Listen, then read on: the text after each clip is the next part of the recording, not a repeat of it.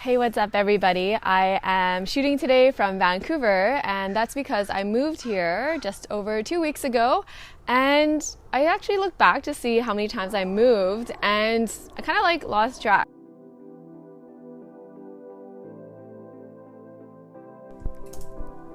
Hey, what's up, everybody? Today I'm going to be talking about moving, and I've actually moved quite a bit in my life. So let's count them up and see how many times I've actually moved as an adult.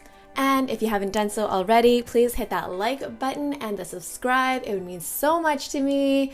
Much love. Thank you. So let me think. I moved from Edmonton to Vancouver, and in Edmonton I lived with my husband Chris, and we lived in a house. And then before that we were living in an apartment together.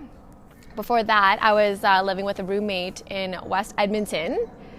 Before that, I moved in with my mom when I just moved back from Calgary. And in Calgary, I lived with a roommate near the Glenmore Reservoir. And before that, I was living in a house that I bought. I lived there for a year. Then I lived in Mackenzie Town before that at a house I rented from a coworker. Before that, I lived in a condo in Cranston in 2009, and before that I lived in Mackenzie Town when I first moved to Calgary with a roommate in 2009.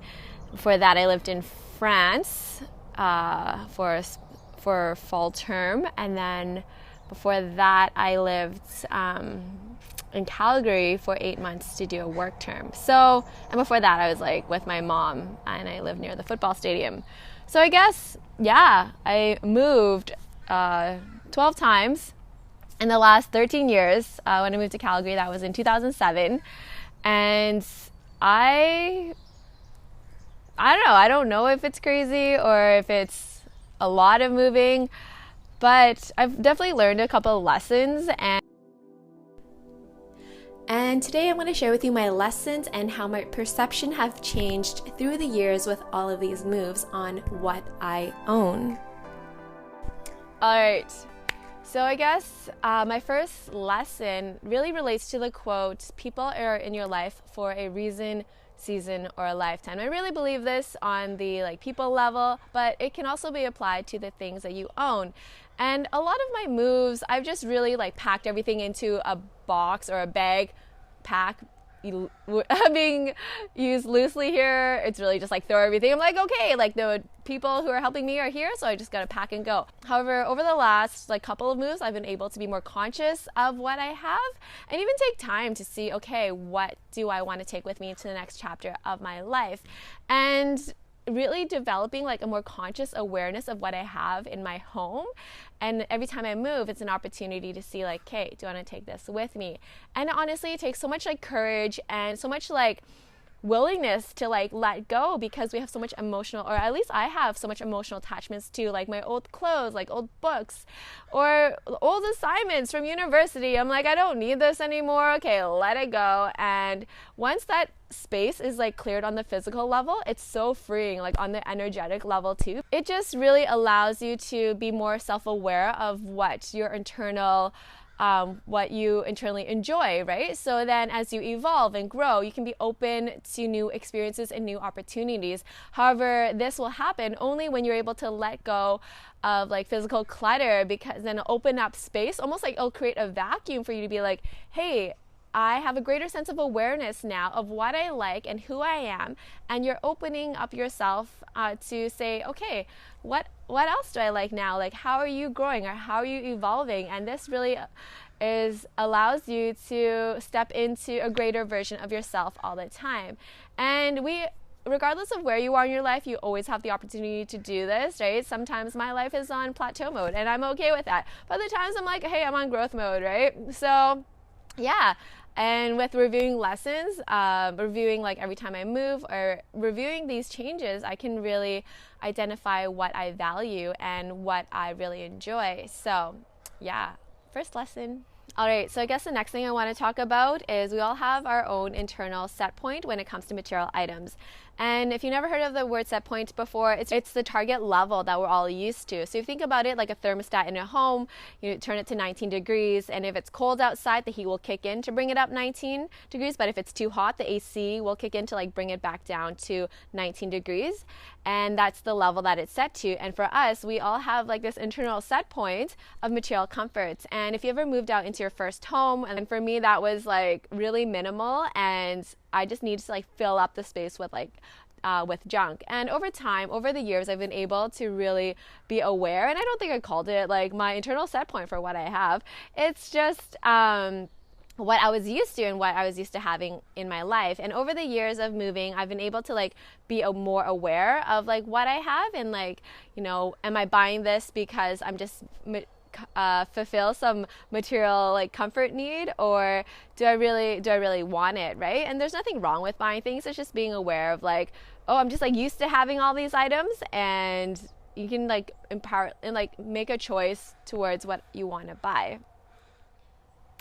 All right, so I guess the next lesson I want to share is that like from moving and just like looking at the things you have, start asking like, why do I even have this? And just looking around me, I felt like there's like this subconscious expectation for me to have a certain level of materials or items, or every time I went to the mall, I felt like I had to buy something.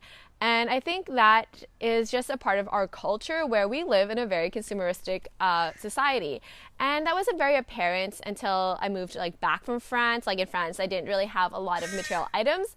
However, when I came back here, I was like, oh, like look at my new iPhone. Like, look, I'm upgrading this, I'm upgrading that. I just like had this hate for like shopping and going out to stores and just like buying things unconsciously. And I'm not saying like I don't do that. I'm just like more aware of it. Like, I don't know if this is really a lesson, but more of maybe just a rant on what I'm kind of aware of, like our buying habits as a society. I could probably do like a lot of videos on this, but I'll just keep it simple. We live in a very consumeristic society, and just being aware of why you buy things. And it's really strongly influenced like by the media we have, and kind of questioning like, why do we even want to buy this? Is it because I feel like, do I really want this, or is it because of like all the media?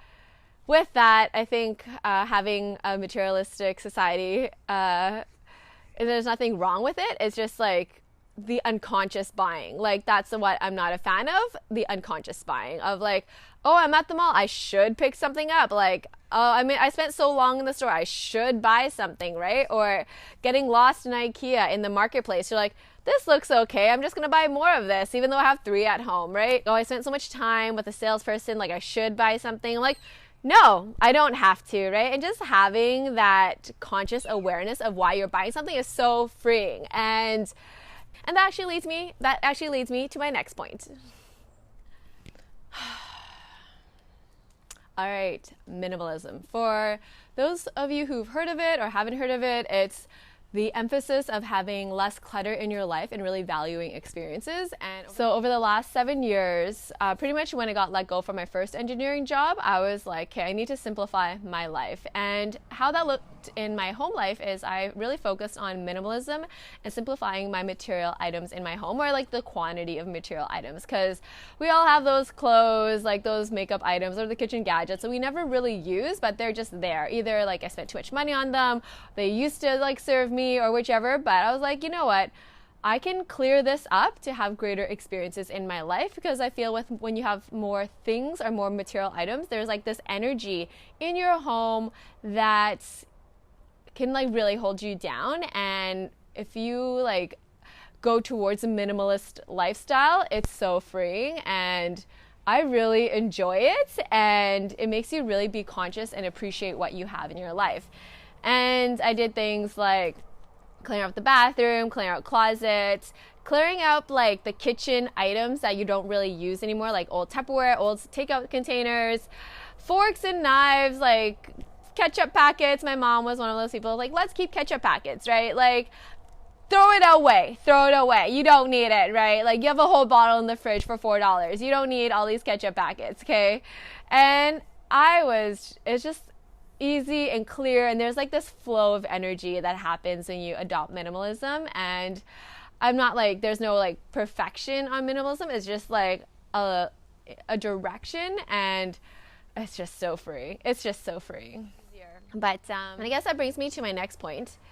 My mom, not a minimalist, like the opposite of a minimalist, and this took me years to like accept and just like appreciate how she takes care of her home and things that she has.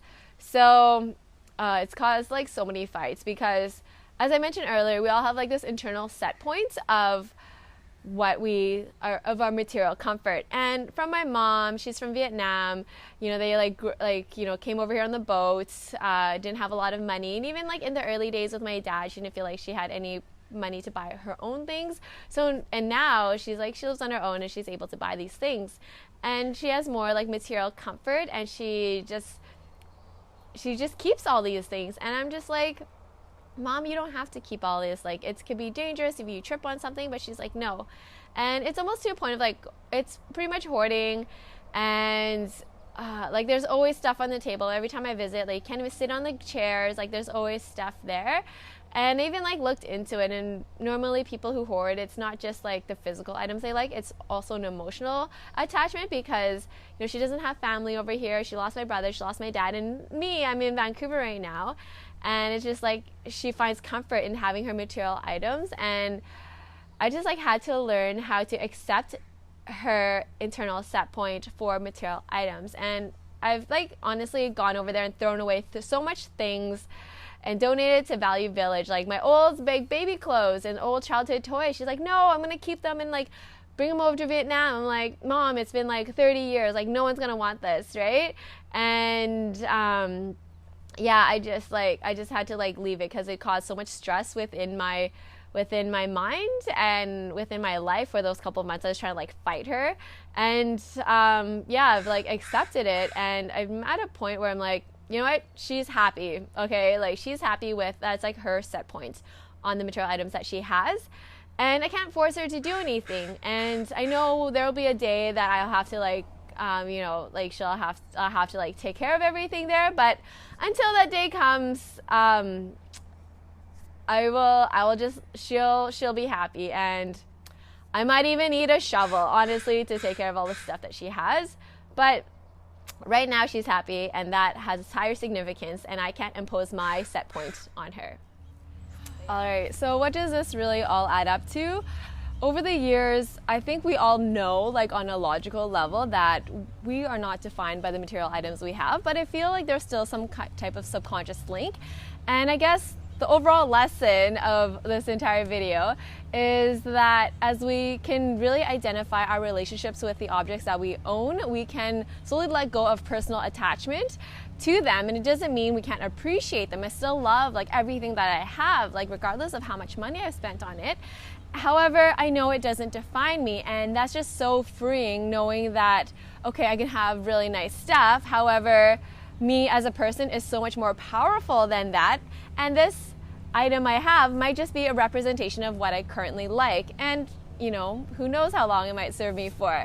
But regardless, I think just being aware of the items we have in our life, we can be more aware of ourselves and where we place our value. So rather than our value being outside of us, it's actually being more internal value. So there's some deep thought for you. Our value is greater from within. And you know, there's tons of quotes, but just want to add that in and let you know that your value from within is far more powerful and greater than anything that a material possession can be identified with. But there you go. Much love. And if you made it to the very end, I'd like to congratulate you, pat yourself on the back. I appreciate your time and attention and just really sharing in the lessons that I've learned. And if you found any of this valuable or helpful, I'd love to hear from you, like if you moved or haven't moved, and kind of just how your relationship and perceptions of things that you've owned have changed. So let me know in the comments. Much love, and until next time, bye.